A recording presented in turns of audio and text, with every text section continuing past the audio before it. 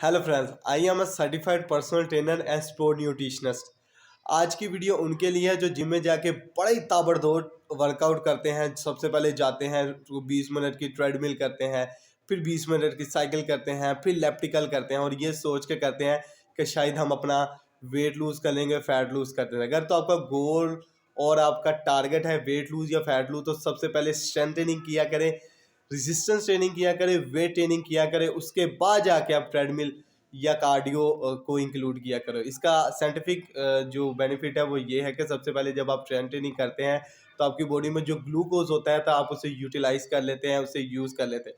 उसके बाद जब कार्डियो आप करते हैं तो तब आपकी बॉडी में जो स्टोर फॉर फैट होता है, जो सेकेंडरी सोर्स ऑफ एनर्जी होता है, वो एनर्जी में कन्वर्ट होता है और आपको फ़ायदा देता है। तो अगर आप वेट लूज़ करना चाहते हैं, फैट लूज़ करना चाहते हैं, तो आप इस तरह से करें। मेरे यूट्यूब चैनल पे सब्सक्राइब कर लें और